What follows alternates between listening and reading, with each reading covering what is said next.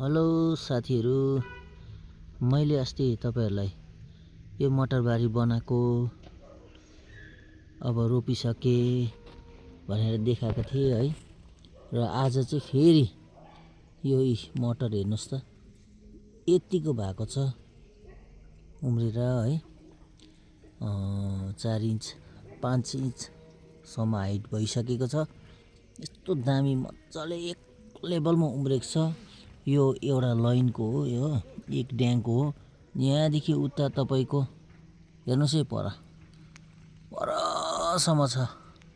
एक गरा चाहिँ मैले मजाले लगाएको छु। हेर्नुस् है, यो सबै मटर उम्रेको देख्नु हुँदैछ परसम्म हो। दामी भएको छ है, दामी दामी। यो माथि भित्तामा सेतो सेतो पोका चाहिँ के होला भन्ने हुनुहुन्छ होला। यो चाहिँ तपाईको मल हो, गाईको मल।